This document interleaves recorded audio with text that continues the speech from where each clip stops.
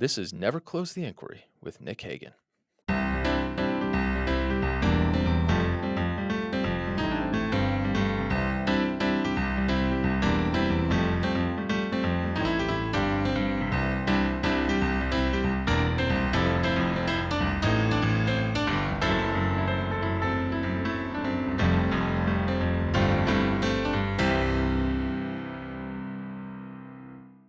Welcome to Never Close the Inquiry, where I aim to demystify the right for the left and the left for the right.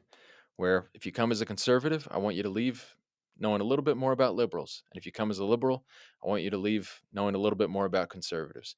With the whole idea that over time we'll create better conversations, better relationships, better arguments, and maybe 80 or 90 more steps down the road, a better country. All right. So we are here with Gabe Fleisher of Wake Up to Politics. Did I pronounce names right? Yeah. Gabe Fleisher. Okay, perfect. Good. Okay. Gabe, first off, awesome to talk to you.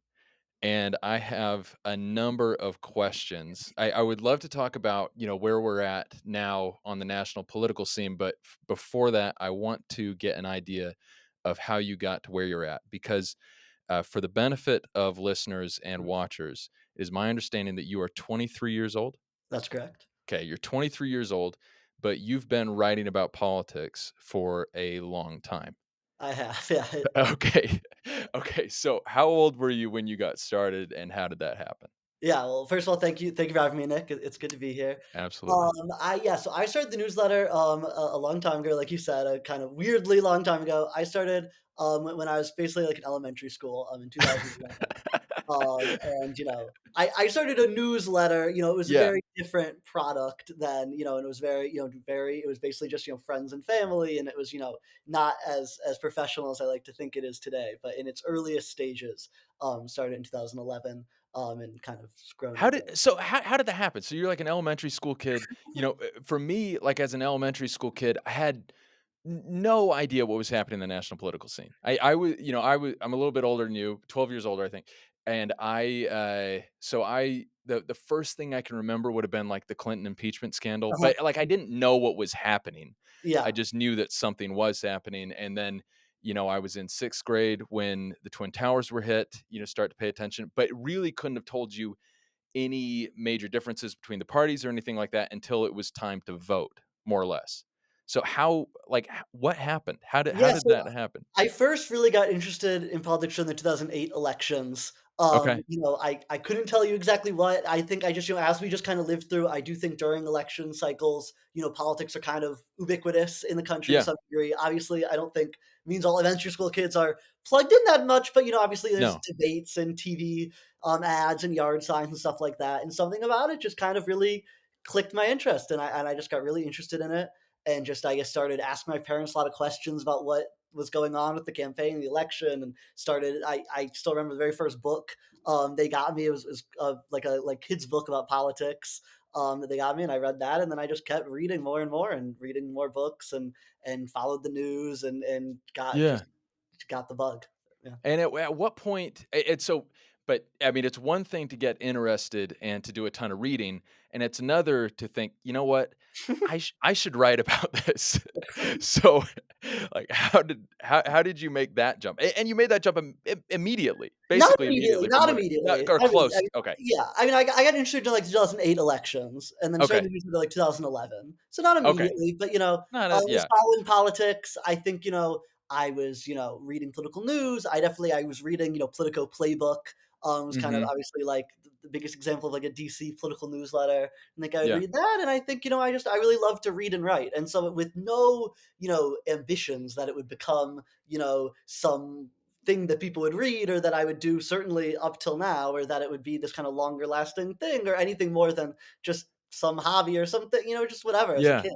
I kind of just was like, oh, let's see Yeah. what can happen if I write that. And so I started writing, essentially my version of Politico Playbook, and started Yeah. writing it. And I was young, obviously, but I had, whatever little quirks or interests or things that were interesting to me, or I still to this day, include in the new, like, there's parts, the newsletter has changed a lot, but like to this day always start with like a countdown to the next election. That was in that very first one. It always ends with like what is happening in Washington today. And that really stemmed from, I was like a young kid and I was really interested in kind of government. And it was not that easy to always find, what is actually the president doing on a day to day basis? Actually, what is the Senate voting on today?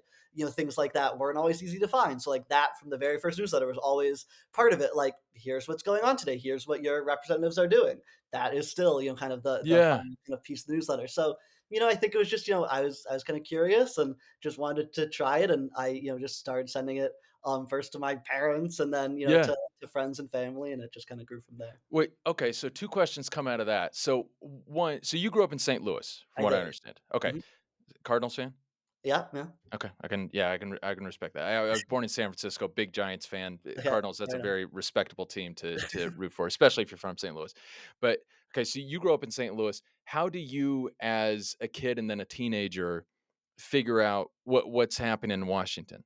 Like what like is that political playbook, or are you actually looking at the Senate and House websites? How are you figuring All of out the what's above. I happening? mean, I've Yeah. always, I think to this day, when I write the newsletter, and then I read pretty widely and try to kind of consult a kind of pretty wide range of news sources. I've always kind of, I think, both to for my own news consumption, also because as increasingly professionally write a political newsletter, I've always read a lot of newsletters. So yeah, I was always Yeah. subscribed to a lot of different email newsletters, Playbook included, but kind of all the different outlets offerings. And yeah, I mean, to this day, I think kind of my main routine, increasingly, the newsletter I try to include, more and more original reporting and analysis. But I think early on, especially, was very much more kind of aggregation. And but to this day, I pretty much every day will just open pretty much every news website you could think of. New York Times, Washington Post, AP, Fox, CNN, Yeah. National Review, Drudge, whatever you could think of. Yeah. NBC, ABC, just open them all and try to surf kind of everything to find the different pieces that might make sense to put in the newsletter. That's still pretty much my routine. That's what I did then, and That's just yeah. kind of it's been pretty consistent in some ways. And how okay, so how did you maintain it as you went to school? 'Cause you went to so you went to school in St. Louis, and then so you went to Georgetown. Mhm. What'd you study at Georgetown? I studied government and journalism. That checks out. Shocker. The yeah. Uh, how did you maintain a newsletter while dealing with what I imagine was a fairly substantial course load? Yeah, I mean, ebbed and flowed over time in sort of difficulty. I think, Mhm. people often ask that about, how I did that maintaining kind of a college course load and doing the newsletter. The answer kind of by then I was pretty used to it since I had done it kind of through middle school, through high school. I think I'd gotten Yeah. a routine to it. It was certainly, I would say, easier in college because obviously, your schedule is much more kind of malleable and up to you, and you can set when you're taking Yeah. courses and whatever. I think in high school it was fairly difficult, and I'd wake up at 5:55 every morning to do it and be able to get the newsletter out, and then because school would start at like 7:40 or whatever in the morning, Dang. and then in college I did not take classes quite that early, so that was not as much of an issue. But so I think in high school it was pretty much just waking up really early and getting it done. In college it was a little bit more malleable, but also wanted to make sure in high school and college I definitely tried to, the newsletter was important to me and something that I definitely spent a lot of time on. Also, definitely feel like I got a pretty normal college experience and, was able to kind of carry on a regular kind of social life and do all the kind of normal Yeah. things as part of college. But definitely, took so it essentially by part of college essentially was kind of it was my kind of college job. Yeah. And it was kind of it was a way I made a little bit of money on the side, and was also kind of something that I did, pour a good amount of time and energy into. But was always able. I think I've always been someone who's been, I think, good at kind of multitasking and kind of balancing a lot of different things and be able to get done what I need to for the newsletter, get done what I need to do for school, also spend time doing neither. I think I've just always been kind of pretty good at kind of balancing things at once. Yeah, that's interesting. The idea of getting better at it over time. For sure. One, that's comforting to me now as I'm in the early stages Yeah. of doing Yeah. this. I remember when my dad and I were driving the moving truck from New York to Salt Lake in Mhm. October. We were listening to some podcasts and whatnot, and we listened to an interview that Malcolm Gladwell gave at the 92nd Street Y Okay. about his it was kind of about his most recent book, the Mhm. Revenge of the Tipping Points, I think. And he was talking about how when he was at the Washington Post, 'cause he spent decade plus Mhm. there, I think, he knew he had made it. He had like reached the apex of whatever he was going to do at the Washington Post as a Mhm. reporter when he was at the scene of something that had happened. and dictated an entire 1,500 word story over the phone, Interesting. Uh-huh. just straight.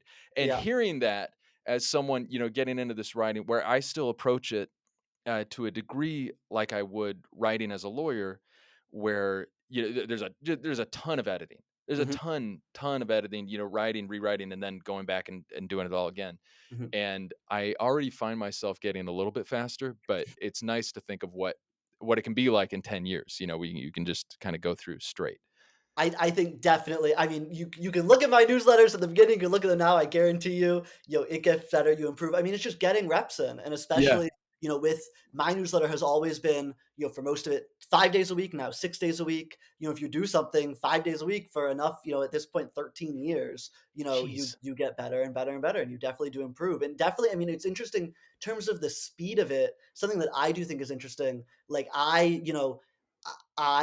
especially when I was in high school, certainly when I was starting, I always had a deadline because I needed to get to school. And Right. so, like, a newsletter that might have taken hours and hours, just by necessity, was compressed into, like, if I don't remember what time it was, whatever, 7:15 or whatever, 7:30, whatever time I needed to leave and go to school, like, that was the time it had to be done by. Like, there wasn't really that much room for movement or negotiation. So, two questions. Growth of the newsletter over time. Mhm. Okay, because now you are now uh, as of today, you have something like 53,000 Mhm. ish. Yep. That's a respectable number of Mhm. subscribers on Substack. Mhm. You did not start with 53. Very much so. Very Okay, so how did that grow over time? What were the big, like, hockey stick, kind of Yeah. jumps? Yeah, I mean, it's definitely, I mean, it's definitely been, it was took a long time. It was over time. I mean, for a while, it was pretty newsletter was pretty small, and audience was pretty much just people I knew and stuff. The very first time it went outside of, like, people I knew, I was covered in the St. Louis Post-Dispatch, which was, like, my hometown paper. I think it was just something like Nice. novelty, like, this kid's doing this thing. Yeah. And that was the first time it went beyond people I knew at all. Another of, like, probably the biggest, like, single day growth moment was, I was then covered in the New York Times, like, 5 years later. And so that was, like, a big growth moment. In the 2020 campaign, I was depends how you put it, but essentially could first to report that Bill de Blasio was running for president. Scoop of the century. My Uh, former mayor. yes, exactly. Um, I think that presidential campaign went really well. I think, if I Yeah, recall, yeah, yeah, smashing success, and yeah, that again got some attention. I think A, because of the novelty that I was young. B, I think because De Blasio's campaign was so ill-fated, and I think already kind of so poorly regarded among a lot of people in the yeah. media. This idea that, like, it was so sloppy that even, this high school kid was able to report it before they wanted out. Like, that got some attention, and that was a big growth moment. How did Um, you how did that happen? How did that happen? the story is, like, somewhat more boring than, like, it may sound. Okay. I don't know. It was like, so basically what it is that so in the newsletter, as we talked about, in the bottom every day in the newsletter, I always kind of report on what the government is doing and Yeah, what politicians are doing each day. And during the campaigns, that has often included, where candidates are and what candidates are doing. And especially during the 2020 campaign, I think, or especially during, like, earlier in the newsletter, I was very kind of like militant about getting, like, every single candidate, and tracking down where each one was, and, like, trying to make sure that this, like, very comprehensive list of yeah, where the candidates were campaigning. And that meant kind of, like, hanging out on some, like, very obscure different, like, county websites and things like that, trying to, like, scour, the face of the internet to try to find where each candidate was. I found on the Facebook page of the Woodbury County, Iowa Democratic Party, this announcement that Bill de Blasio was going to be going there on the first stop of his presidential announcement tour. And he had not announced his campaign for president. And so I kind of put this out, like, looks like Bill de Blasio will be announcing his campaign for president tomorrow in Woodbury County, Iowa. And essentially, so that was all it was. And I, reached out to them to confirm, and they didn't really before I put that out. But I just, I put that out, and that essentially, and so it doesn't really sound like much, and it's not like, I had, like, sources telling me it, but it did. The fact that I put that out, essentially, he had told, his campaign had told other outlets under embargo that he was planning to run for president. yeah. I was subject party to that embargo because I was not part of that agreement. But that forced them to break the embargo. The fact that I put it out, No um, way. went to de Blasio and basically said, the news is out, we get to run it now. And they agreed to that. And so that broke the embargo and kind of pushed up his announcement by like 12 hours. And so like I put it out, and then like an hour later, all these news outlets did. And That's awesome. that was kind of, that was the That's story. awesome. No, that is a great story. Even if it's just, like, you snooping around various county websites, that's cool. So yeah, so That's that's good the reporting.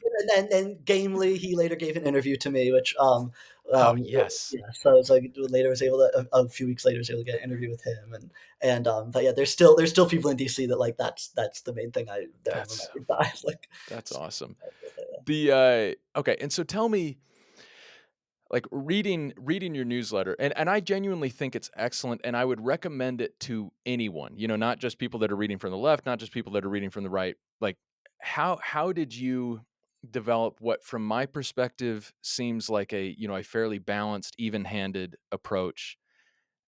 Would you characterize it that way? And if so, how did you come to it?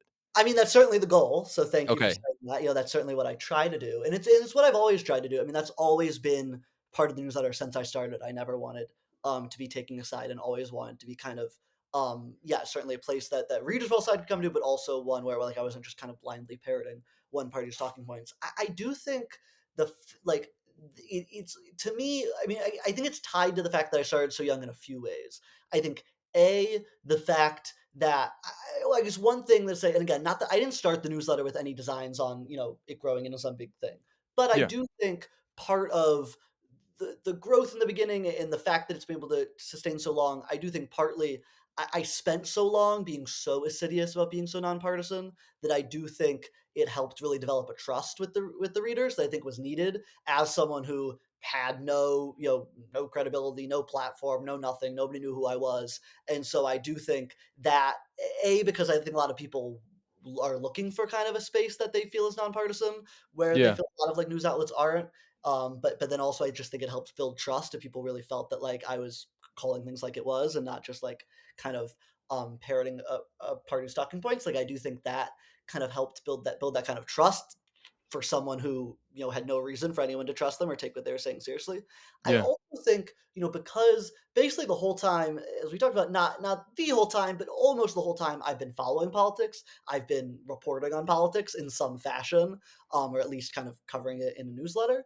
And so I do think, whereas a lot of people, you might get into journalism, even, in your 20s and 30s, which isn't like super late in life, but it's still late enough that you've probably had some amount of political involvement. At the very least, maybe you voted, but maybe more than that, you've been to protests or you were part of some club in college or whatever it was, you worked in a campaign, you worked intern somewhere, whatever it is, a lot of journalists, because a lot of them are just genuinely interested in politics. And generally, when you're younger, the ways to be involved in politics are through some partisan means. A lot of journalists, by the time they get into journalism, do have been involved in some maybe not involved in partisan politics, but at least spent a lot of time building up these partisan beliefs. Yeah. I didn't, just by nature of the age that they started, and I didn't. And basically, the whole time that I've been following politics, when I'm reading political news, I spend very little time, thinking, how do I feel about this? Like, how does this align with my personal ideology?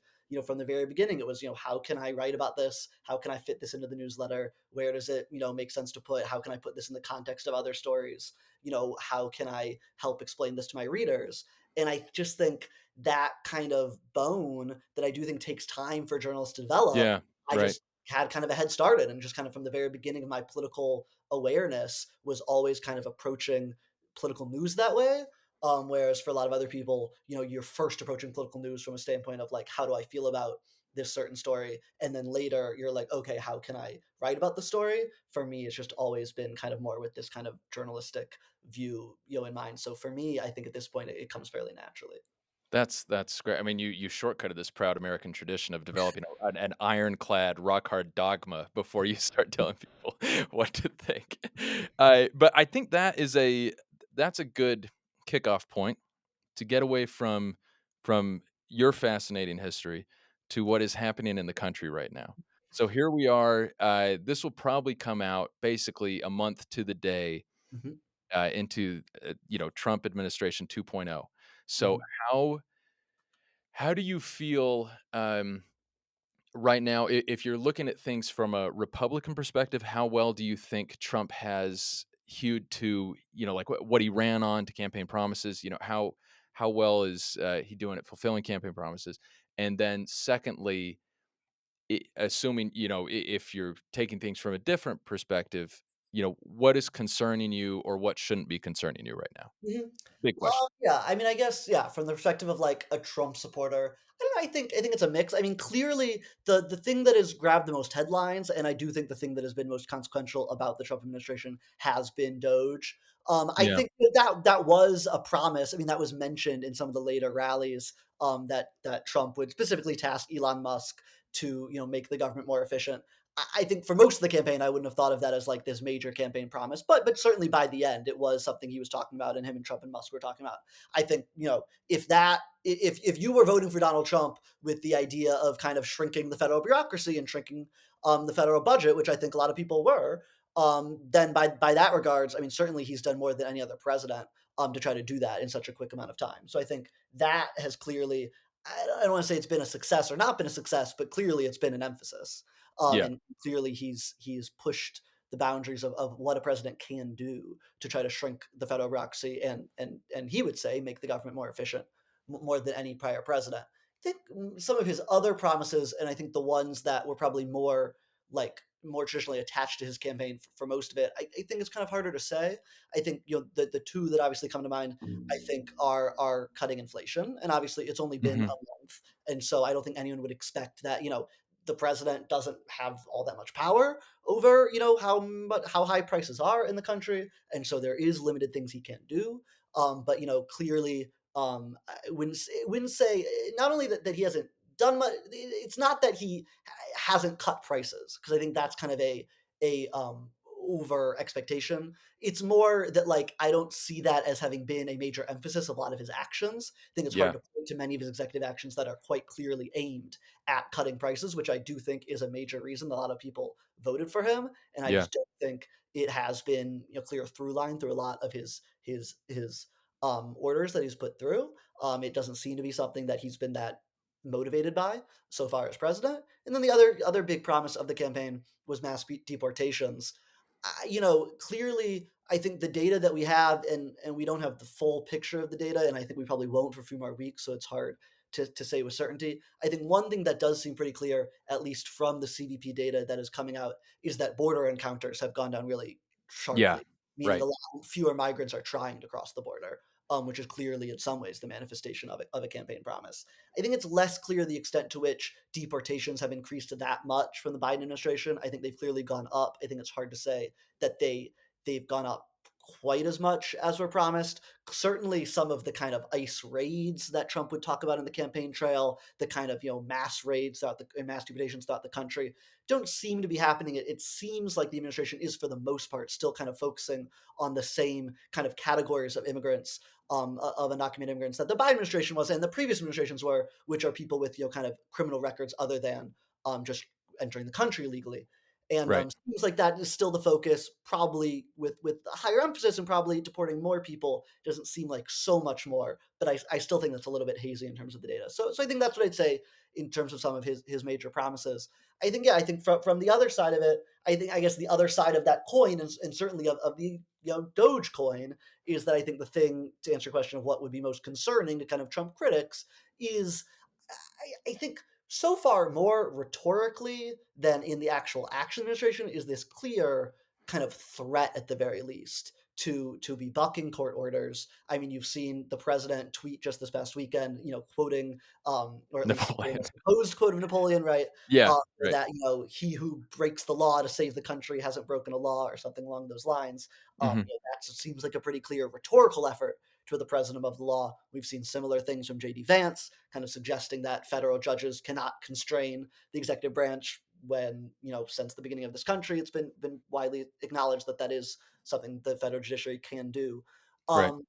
I think that hasn't necessarily always been borne out in actions that the Trump administration has taken. In fact, if you look at their court filings in the many court cases that many different lawsuits that have been filed against the administration, they've generally kind of bent over backwards to say we are complying with court orders. Here's what we're Yeah. doing.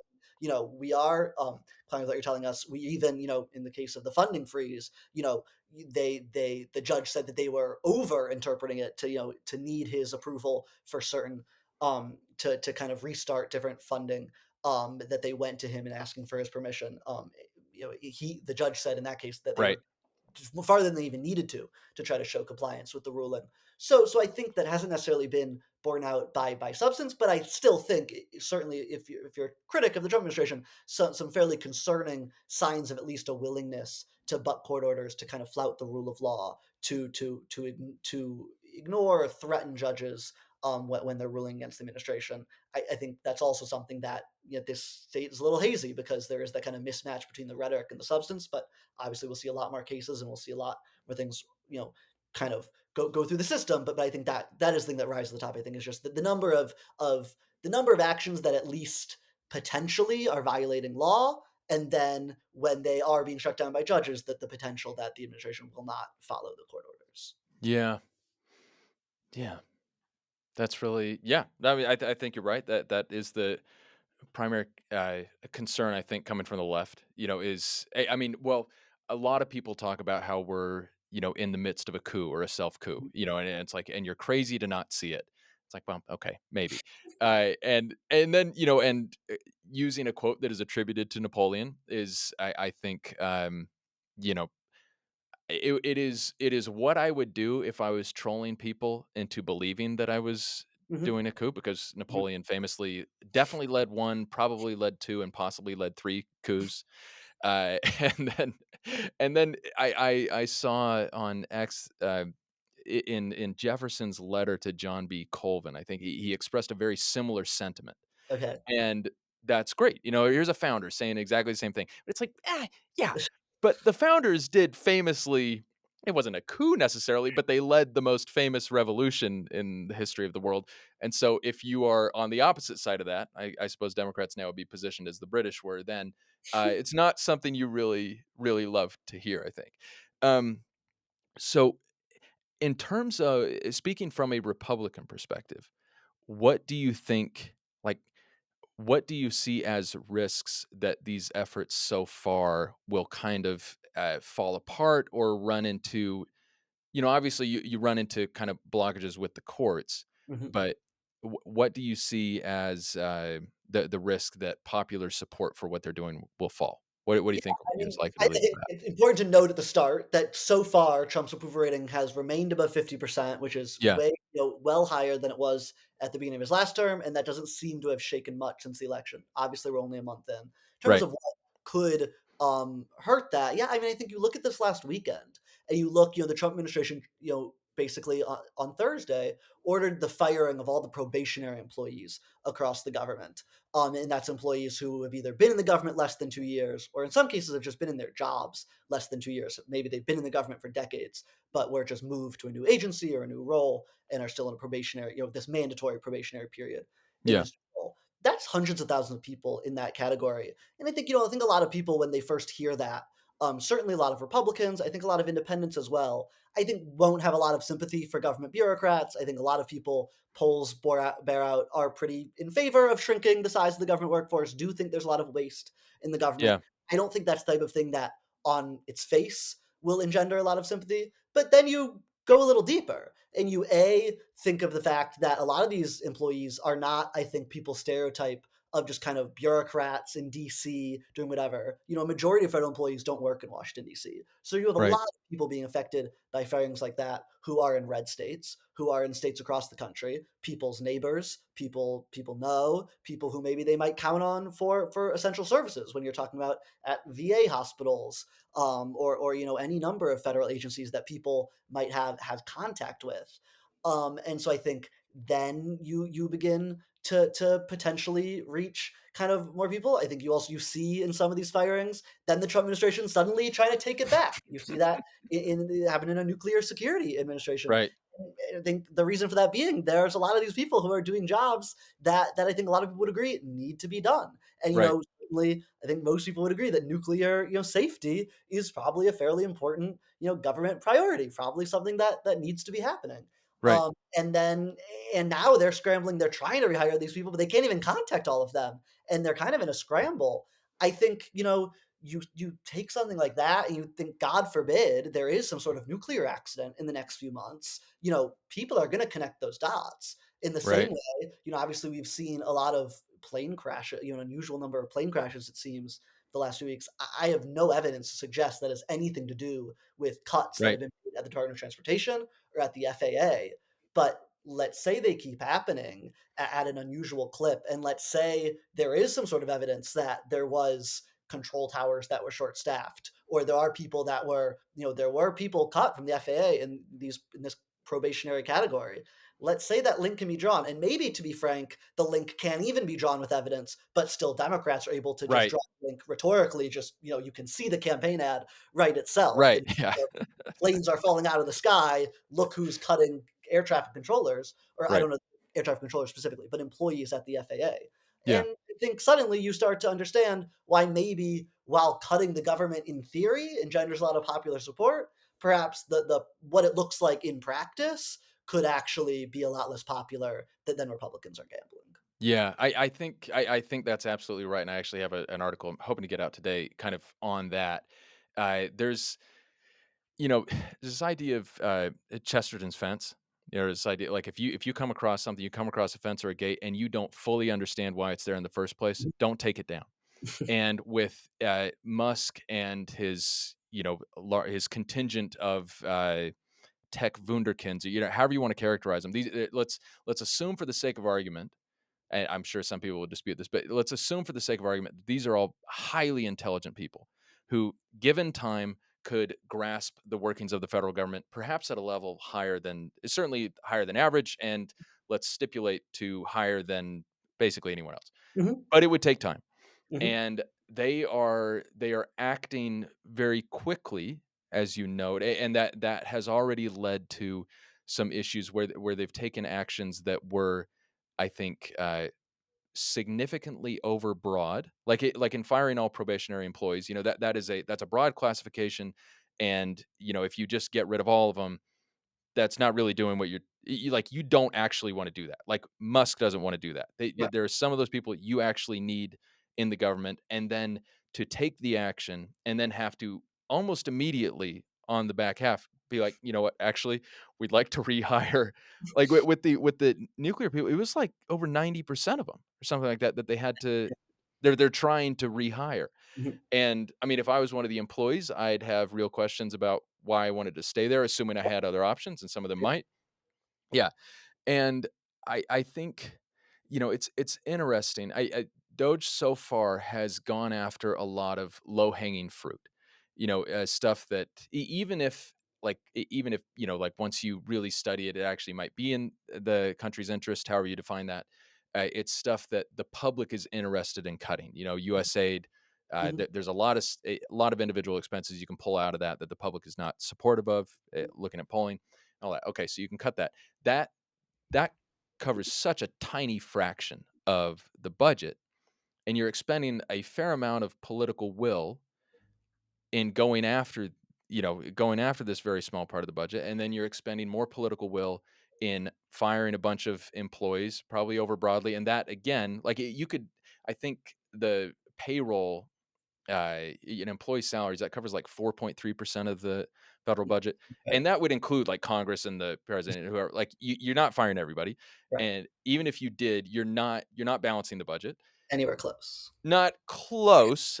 And then and then even if you also say, okay, so they go through the low-hanging fruit first, and let's assume that they maintain some momentum, and Mhm, let's assume that the court challenges eventually work out in their favor. People are like, it's they're doing the right thing. Or maybe you need a, I don't know exactly how it would work, but maybe you need a party line vote on it in Congress at some mhm, point, and right now they have the majorities. You get mhm, that. Okay, again, it's very hypothetical.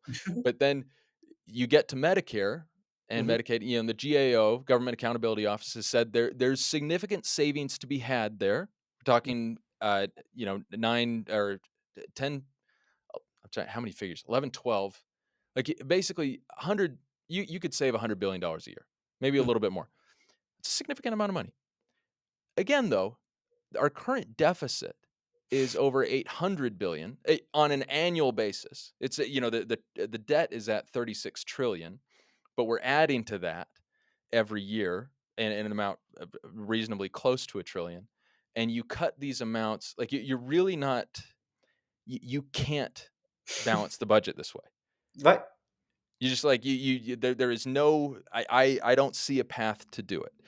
Um, and then at the same time, trying to do tax cuts.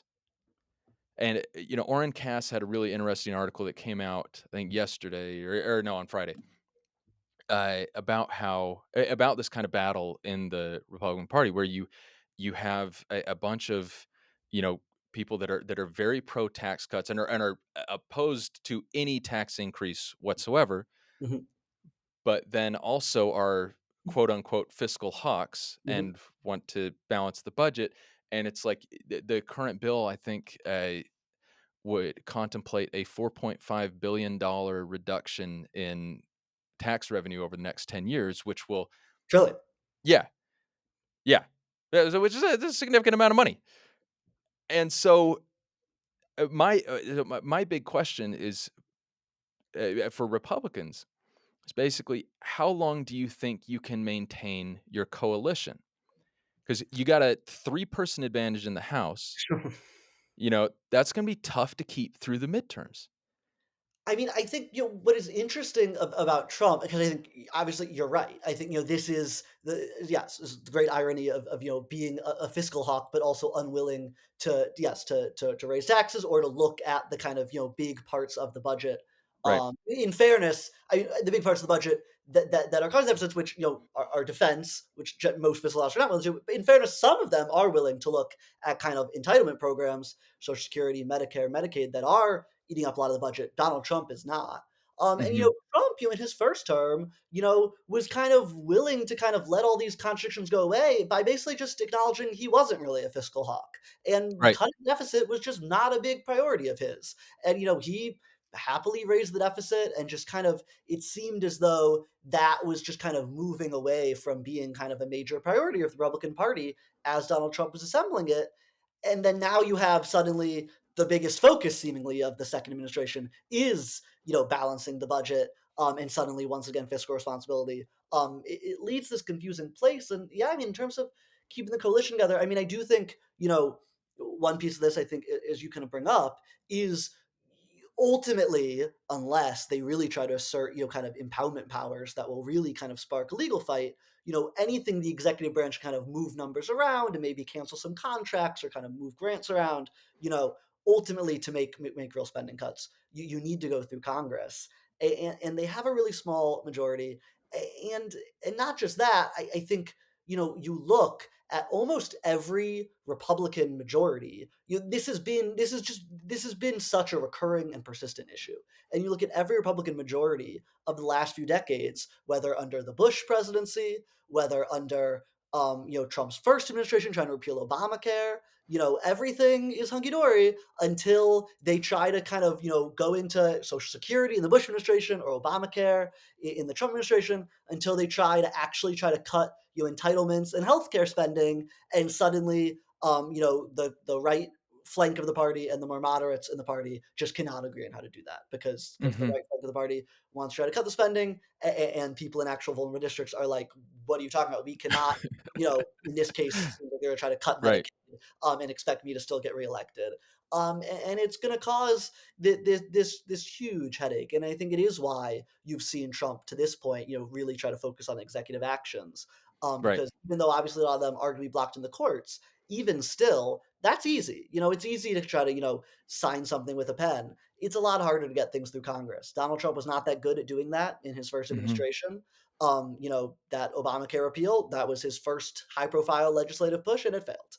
And Right. then they went on to tax cuts, which succeeded, but also took a lot of push and pull um, Hmm. between different factions of the party. And you're going to see the same thing. And you're already seeing, already you see members of the Freedom Caucus. I mean, we've seen we've seen even when they've been out of power in the White House, you've seen how hard it's been to get this House Republican majority to coalesce behind even their own leadership, much less Yeah. behind the policy agenda.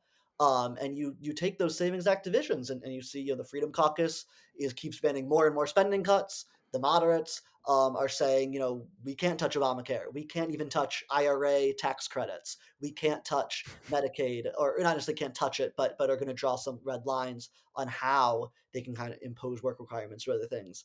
And it's going to be really difficult. So far, the Republicans haven't even been able to agree on the process by which their reconciliation push will go through, whether it should be one bill or two, much less the policy that will be embedded in one or both of those Right. bills. They can't even agree on how to do it. So yeah, this is going to be a really, really difficult push. Exacerbated the fact that you say that they have a historically small Republican majority, and it's not clear to me that it's one that Donald Trump has much willingness to work with, has a lot of talent historically in working with Congress. It does seem like JD Vance has been a pretty effective emissary to Senate Republicans during a lot of the confirmation battles. I expect he'll play a key role in a lot of these negotiations, and perhaps will be an effective negotiator on behalf of the administration as they try to kind of corral all these different factions behind kind of a legislative agenda. But yeah, it's going to be a really difficult task. Yeah. And to your point, to achieve lasting policy change, period, you need Congress, and certainly to actually do any of the sorts of things you need to do to balance the budget and to trim the deficit, you certainly need to go through Congress. And it's unclear they have any sort of kind of strategy, or have yet to kind of coalesce behind a strategy to do that. Yeah, man.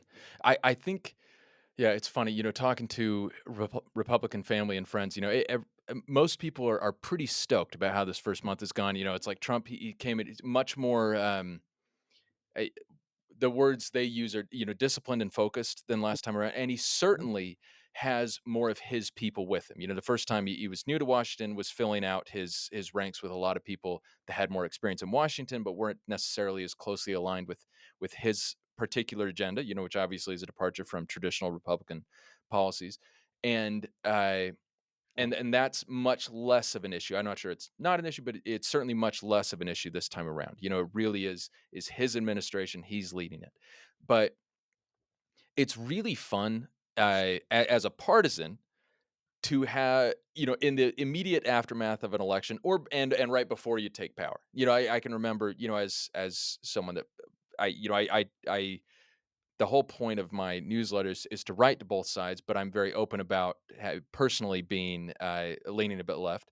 And I remember, when Biden came in, and I think we were cognizant at the time of some flaws, and then I think he ended with demonstrating historic flaws in certain respects, but his approval rating was really high in the first part of his term. He had 57% approval rating, majorities in Congress, and was gearing up in his yeah, and he shouldn't have been, but he's thinking like, I'm going to be an FDR style president. Like we're going to we're going to mhm, do something really consequential, ignoring the fact that when FDR did these consequential things, like in his second election, he won 525 of 533 electoral votes, had 76 Democrats in the Senate. There were mhm, four independents. I don't know which way they leaned. And then he had like 333 seats in the House.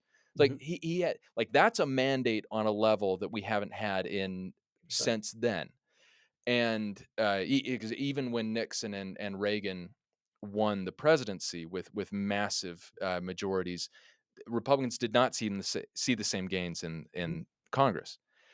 And basically, I think my fear would be, coming from a Republican perspective, is just that this is this golden honeymoon period, and then the rubber hits the road really kind of quickly, and then it turns into what the last 4 years were like for Democrats, mhm. which was not really that fun after the first little stretch. Yeah, I mean, even you take smaller majorities than FDR. You take Obama. The most recent time that there's been a Right, 60 vote majority in the Senate was under Obama, and the right. Obama legislative record was not nothing. You had the stimulus package, you have Obamacare, obviously, you have Dodd Frank, you have other bills like that. But there was still, I mean, Obamacare itself was it took months and months and months of haggling between, because when you do have a 60 vote Senate majority, that means you have a lot of different senators from a lot of different states, a lot of interests represented. That took a long time. And then a lot of the other agenda items, most famously cap and trade, you're trying to implement climate legislation, failed because they didn't end up having the votes to do that. And then obviously the Biden administration, obviously, yeah, went in, promising an FDR-sized agenda, and then discovered that the Build Back and was able to get kind of that first stimulus package, and then the Build Back Better plan that was promised became was for a long time on ice, and then eventually kind of significantly whittled down. It's I do think a lot of people I think we conceive of kind of our politics are so kind of centered around the president, Right. and every the biggest political event is always the presidential election every 4 years. We think of the Biden era, the Obama era, the Trump era, and I think there's a lot of reason for that. And there's no other none of the other branches of government have kind of one person attached to them. None of them are elected truly by kind of a national mandate. To the extent the electoral college is still for the most part a national mandate, certainly not after kind of a national campaign. And Hmm. yet, the reality is that presidents are powerful, but not all powerful figures. And I do Right. think that's why you see this kind of huge excitement that's always just inevitably followed by this letdown, because I think the politicians overpromise, and also people just assume. I think Trump, like you think, I think people who support and oppose the candidate just assume that the president will get in there and be able to do anything they want. When the Yeah. reality is there are courts that will be able to stop a lot of executive action, and then a lot of other things need to go through Congress, which is just really difficult to do. And I think you talk to, I think, Trump supporters who I think have huge kind of visions of what the Trump presidency will be able to execute. And it's not as though what he's done. I think he has done some fairly consequential things so far, but nothing nothing too far outside the bounds of. I mean, certainly, with executive action, is always going to inevitably be mostly undoing previous executive actions, things like that. There's exceptions like birthright citizenship, but those are being tied up in the courts. Hmm. Um, and I think a lot of the other kind of bigger visions you might have are stopped. And then you also think of Trump critics. You talk to some people who oppose Trump and get very concerned. Oh, Donald Trump has been elected. That must mean Obamacare is going to be repealed, and that must mean same-sex marriage is suddenly going to be made illegal. And the reality is, like, no, like the president can't do that single-handedly, and in those two examples, doesn't have the political will to do that either of those things at all. And Right. just presidents, I think, operate within a much more narrow constraint of both kind of procedural constraints and political constraints than I think our popular conception of the presidency kind of allows for. Yeah. I think a lot of people, yeah, do think of kind of FDR um, style presidencies of presidents who just kind of completely take over the national conversation and completely kind of enact sweeping change. And some presidents can still take over the national conversation. Some Right. presidents can't, like Joe Biden. Donald Trump is a Right. president who can, but Yeah. that doesn't always equivalent. That doesn't always isn't always equivalent to policy change. That takes a lot more different checks and balances that our system have built in. Sometimes the frustration of parties when they're in power, and then suddenly when they're out of power, they're like, "Oh yeah, that's why we have the filibuster, and that's why we have a Supreme Yeah. Court with lifetime tenures and without term limits." Like, oh yeah, Yeah. maybe there are reasons for things like that, but because they check the president from being as powerful a figure as I think people sometimes conceive it So to many be. things like that are so funny. It's like that the minute you leave power and all of a sudden it's like, you know what? Everything we said for the last few years where we were, hinting at, flirting with getting rid of the filibuster, we are now on the exact opposite side of that. We think it's a great American institution. It has to be preserved, and we might want to add one in the house. Exactly. It's like, oh shoot, what was I just thinking of? Dang it. Oh, well, okay. How do you feel about one of the areas where the president is able to make a lot of changes or set the policy tone is in foreign affairs. Mhm, And the Trump administration has certainly set a different tone so far mhm, than the Biden administration or even the prior Trump administration.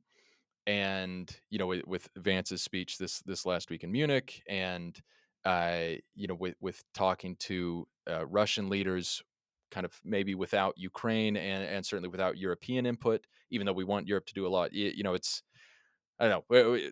There's some interesting stuff happening. What is your general reaction to it? I mean, I guess one thing I'll say is I do think Donald Trump entered the presidency with a fairly good hand in a lot of ways. I do think one of them being the economy, one of them being clearly his approval rating was higher than it's ever been.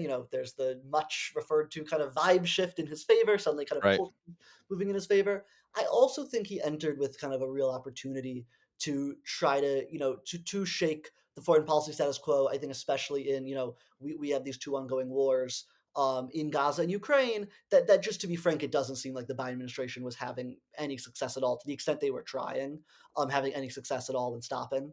To the Right. extent they were trying in Ukraine, clearly they were trying to jumpstart negotiations in Gaza and just weren't able to do it. I think Donald Trump, because he enters with different relationships with the Israeli and Russian sides of those conflicts, because he, is someone who clearly is willing to kind of take a lot more kind of unpredictable, kind of sudden action using kind of American force, because he's someone who really kind of prides himself as kind of on his deal maker pedigree. I think he did come with like true opportunities to kind of shake up those status quos potentially. I think for good, and I think potentially in a way, in kind of a realpolitik way of kind of recognizing. I think, for example, in the Ukraine case, I do think there is a degree to which, for example, and I don't want to like get ahead of any sort of peace agreement. Who knows what one would eventually look like if hopefully one eventually is reached. But I do think there's a fairly wide acknowledgement that it is likely. I think a lot of people would say, unfortunately, but probably likely that Ukraine's borders, after the peace agreement, won't be the same as they were kind of before for the Russian invasion. That might Yeah. not be fair, and that might not be just, but that's probably just the realistic what it means to end the conflict. And I think the Biden administration was not willing to acknowledge that and was not willing to ever kind of sit down at a table that might have discussed that, and Trump clearly is. But and so I think that's kind of the buildup. But the but is, there's also, I think, ways there are just to get a deal, which is what Trump says he wants. There's things you have to do, and you cannot Yeah. have a deal with just one side of the conflict. And I think it's possible that it is possible that Ukraine eventually will have to surrender some amount of land or some amount of ability to join NATO or something like that. But I think a negotiation effort that is solely with Russia is ultimately a not an unserious effort, because ultimately there's so many other stakeholders in part of this conflict that are going to demand seats at the table, and ultimately to actually strike peace, you will need to include them. And perhaps this is just one opening meeting in what will be Yeah. several meetings. And if that's the case, I don't think there's anything objectionable on its face with meeting with one side, then the other, then meeting with them both. I do think it's a fairly large signal that the side they chose to meet with first is Russia, which is Right. America's adversary in this conflict as opposed to America's ally. But I think it's Trump administration's way of showing we are not going to be conducting things as they've normally been conducted. I think you see the same thing in kind of the Gaza conflict, where I think their strategy did have some success in yielding the ceasefire deal. I did think it was interesting, though. I don't know if you saw the kind of there's the back and forth.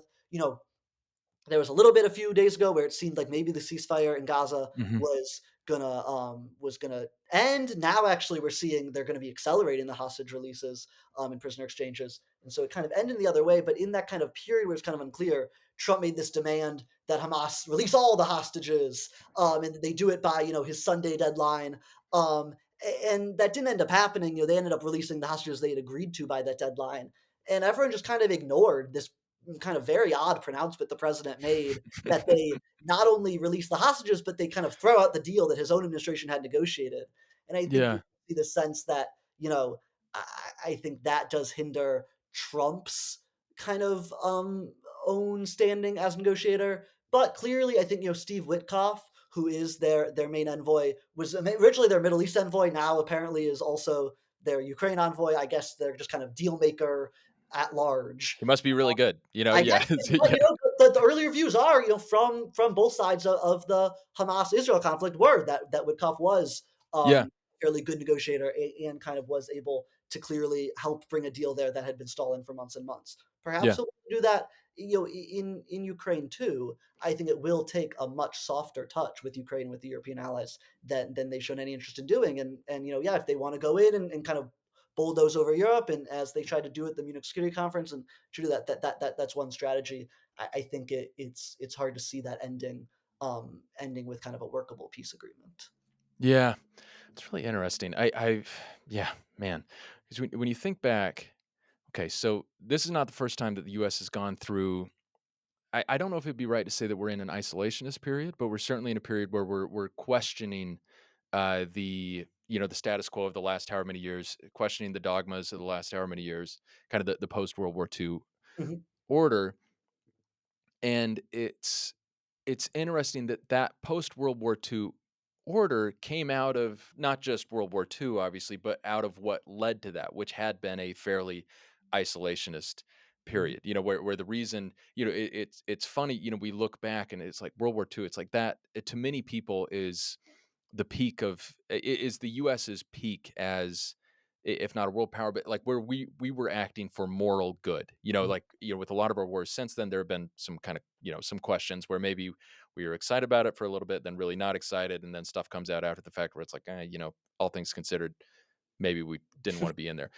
Whereas World War II, there's much less of that. mhm, But we didn't join World War II until we were directly attacked in December 1941. mhm, Germany having invaded Poland in September 1939, and taken over France in May 1940, and then Britain being bombed for like over a full calendar year before the U.S. gets involved.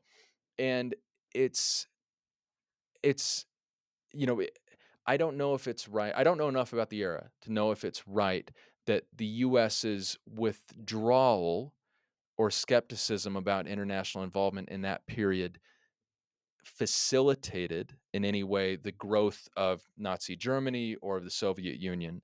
But it's interesting to think, and this is, by the way, I am not saying like, us withdrawing on the international stage means all of a sudden, like, Putin's taken over Europe or anything. I think that is, I would not personally go that far. mhm. I would not personally go a foot in that direction, really.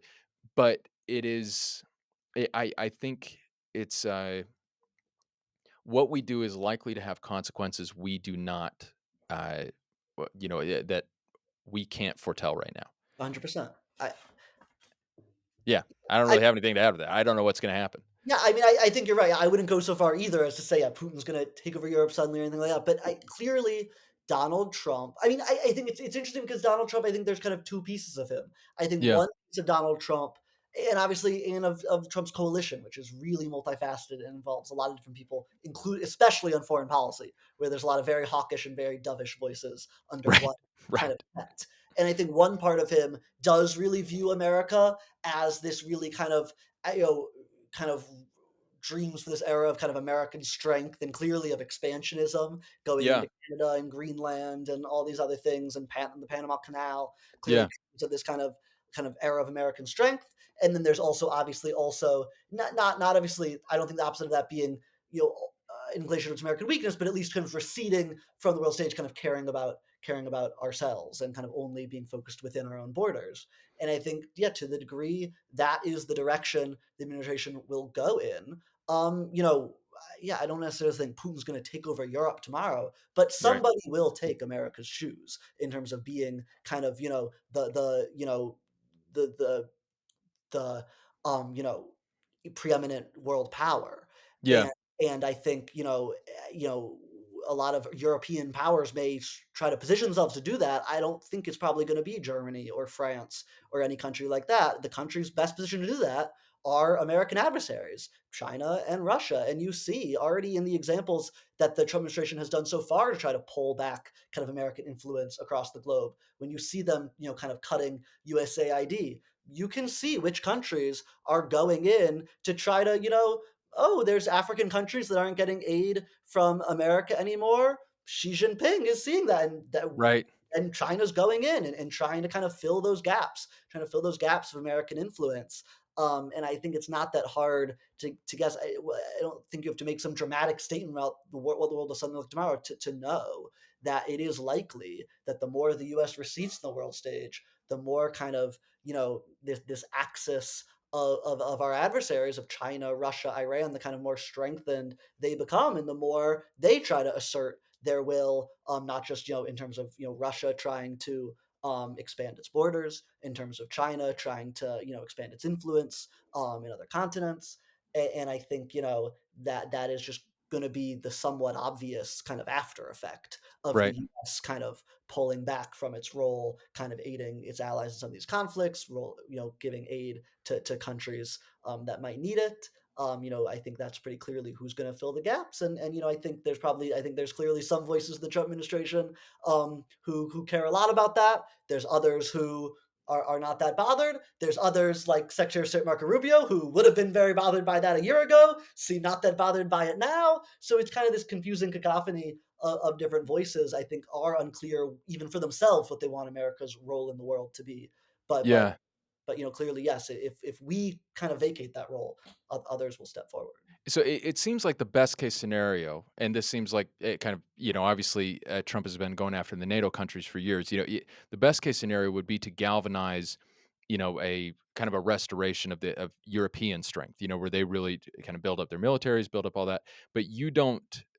What it sounds like you're saying is that in terms of influence in the say former colonies or where that these colonial powers that you're not seeing a restoration of their influence there. You think it's much more likely that it's going to I be China, not I'm not England or I'm not France. a geopolitical expert, so Yeah. Okay. I Fair. don't Yeah.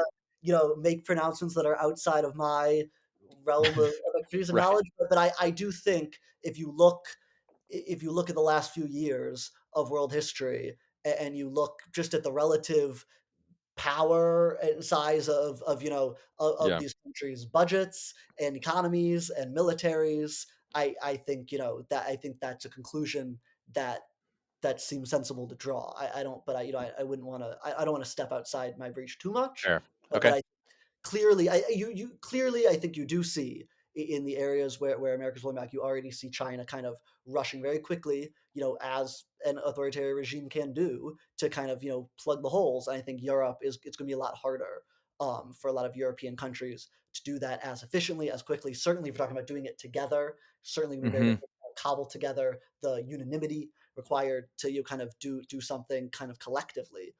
Yeah. We've already seen how difficult it's been to kind of keep kind of that coalition together just in terms of countering Russia and Ukraine. And so I think that's a much more complicated endeavor. Yeah. So okay. So we've been talking for a while. So I'm gonna let you go. But before I do that, I want one. Well, it's two part last. Oh gosh, there are other. Oh, well, whatever. There are two last questions that I want to ask. Mhm, It's same question, flip side of the same coin. So for the next, let's call it 2 years. See, obviously, Trump is going to be in office, barring disaster or barring something strange. He's going to be in office for 4 years. mhm. But for the next 2 years, as long as Republicans are going to control Congress, what do you think is the best case scenario? Looking at this as an American, not or trying to look at it as an American, not just as a from a Republican perspective. What's the best case scenario? What's the worst case scenario? I mean, from yeah, if you're not talking from a partisan perspective, you're not talking about like what would be the best case scenario for like Republicans to achieve next year's. From American perspective, I mean, I've sketched out in my newsletter. I read a lot in my newsletter about bipartisanship in Congress, Right. um, and I've sketched out the fact that I think, as I said, I think Trump entered with a fairly strong hand again in a lot of ways, and another one of them was Democratic willingness at the beginning of the administration, before you had the funding freeze and kind of threats to Congress's spending powers and a lot of what Elon Musk has done. A lot of Democratic willingness to work with him on a lot of issues. I think the best case scenario, which I think is already, um, deeply unlikely to happen, Yeah. but I think Trump was much more positioned to make it happen. A lot of people give him credit for, or give the situation credit for, would be Trump, you know, sitting down with Democrats and recognizing that the sheer array of issues, whether it be immigration, whether it be online, tech reigning in big tech, Yeah. so many different issues. Um, I think there was a bipartisan tax deal in the last Congress. I think that could have been on the table. I think there was a lot of different issues where there was kind of a lot of even appetite and potential for bipartisan agreements, ethics reforms in Congress. I think that Trump was in a unique position to kind of to use kind of Republican kind of alignment behind him and Democratic fears that they kind of needed to work with Trump, and kind of his own kind of ideological flexibility that does kind of allow for kind of a unique amount of deal making, could have Yeah. combined those factors and kind of channel them into kind of a bipartisan legislative agenda that I think would have been good for America and also good for his own popularity. I think that would have been the best case scenario. I think already he's kind of squandered that Hmm. by doing things that I think a lot of Democrats view as illegal and unconstitutional. I will note though that it is a fairly well-worn path for presidencies to try to, kind of go through the most partisan parties they can first, realize that they can't get a lot of that done and they can't get, their own intra-party coalitions together on those Right. issues, and say, okay, maybe we will go across party lines. And okay, we'll talk to the other side and see what we get done. We've seen that dynamic play out in a lot of previous presidencies, so I don't think it's impossible to rule out some of these deals. I think particularly, depending on how much Republicans are able to get done on immigration in their reconciliation package, perhaps we will see them go back to the table and try to strike an immigration deal with Democrats. Again, hard to know what Democrats are willing to kind of give the same concessions they were willing to give before, Trump came in, but at least have those conversations. I still think are possible, probably not to the same degree, but I think that would be best case scenario. I think there's a Yeah. lot of different issues that kind of boast really kind of supermajority public Yeah. support that Trump was in a unique position to try to legislate on. I mean, worst case scenario from American perspective is, the sort of constitutional crisis that we're talking about. I think, it speaks to whether or not you think that's particularly likely, whether or not you Mhm. think it's kind of Trump just speaking rhetorically. It speaks to how much the Overton window has shifted, that I'm even articulating that as like a possibility for the next 2 years. And I think you'd have to be really kind of ignoring, kind of the signs right in front of you to say that there's no possibility that the Trump administration would flout court orders, considering the rhetoric coming from President Trump, Vice President Vance, and Elon Musk, seemingly the three most powerful people in the branch right now. Yeah. I think, if you do have a situation like that where especially if a case gets to the Supreme Court, and take birthright citizenship as just one example, or take, I think, impoundment maybe is a better example, and the Supreme Court says, you know the president cannot impound funds. If Congress says you have to spend something, you do, and the Trump administration does not spend that thing. What happens then? No one Right. really knows. We have no real clear answer. There's no real mechanism in the Constitution or in the U.S. Code for what one should do when the president just suddenly decides to stop listening to court orders, and in the case of impoundment, just decides that neither of the two branches have any checks on him in the exact areas, spending and kind of constitutionality where they're supposed to have authority. That would be a constitutional crisis, and that would lead a lot of uncertainty and potentially, hopefully not, but potentially violence, potentially great kind of upheaval. Yeah. That's worst case scenario. I don't know stated right now that's particularly likely, but it's the logical extension of their public statements. That doesn't Got mean it. they'll actually do it, but I do think it is, if you take what Donald Trump tweeted this past weekend to its logical extension, and you take what JD Vance and Elon Musk have said about the judiciary, there's no other way to read that as it's, except that at its, highest, at its extension, to read that they're willing to do that. And if they were to do that, I think that would be a really, really worst case scenario for this country. Got it. Yeah, no, that makes sense. I mean, I think a lot of Republicans would answer, and we have to hope that they're right, that it's posturing, Mhm, and that's where it stops. And yeah, and posturing is, I think, an issue in and of itself.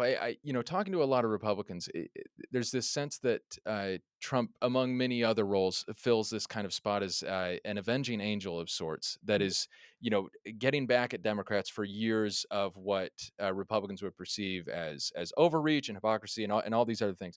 But I think, and this is two Republicans and Democrats, partisans on both sides, that like all all of us we have blind spots, and the blindest spot is to the sins and ills of your own side.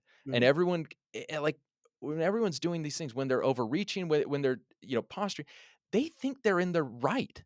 mhm. People don't think that they are in the wrong when they're doing these things, and then they see the other side do it, and it's like, my gosh, well, if you're doing that like that, we're going to get back at you. And the polarization tends to be, it's accelerationist. It doesn't do the opposite. There's no there's no scenario where by getting back at people harder that they are like, you know what, you're right. like maybe it haven't, but like that's not usually what happens. It's like, well, we're gonna get back you even harder. And it hopefully we get to some point in the relatively near future where there's a bit of a stop to that, and we do calm things down, and the focus does return to, I think, getting things through Congress, because as you know, you had a great article on it. There's a lot of stuff that really has bipartisan support. And not like, not just like where, yeah, it says bipartisan support. No, it's like, no, people on both sides, like the 100%. major factions really want this stuff to happen. And yeah, we'll see. Well, Gabe, it's been awesome talking to you. Really appreciate it. And everyone, I will make sure to pitch this separately, but everyone should subscribe to your newsletter. It is. I'll just do my own pitch really briefly on the record. When you read whether it's the New York Times, the Wall Street Journal, whatever, there's A plus reporting in many of our nation's papers. But to the point that you meant, what you said earlier about how most people get into journalism once they already have formed an ideology.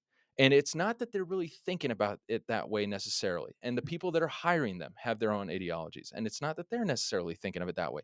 But you produce this situation where you have largely liberal news outlets and largely conservative news outlets that speak to an audience of largely liberals and an audience of largely conservatives that is largely conservative.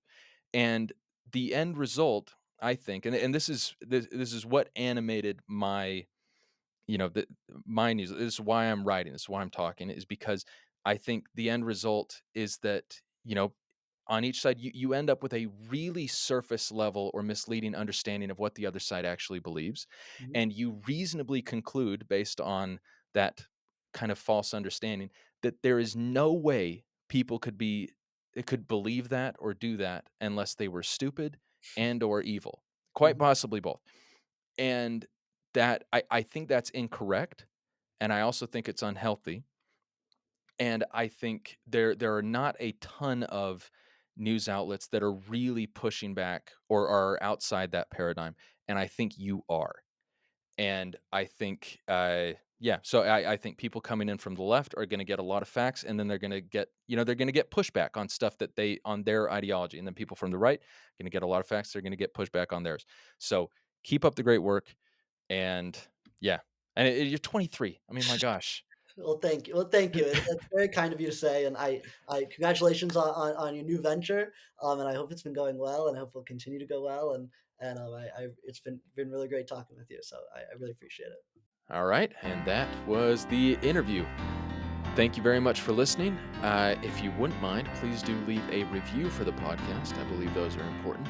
And subscribe to the newsletter, which will be linked in the show notes or can be found at neverclosetheinquiry.substack.com. Thanks.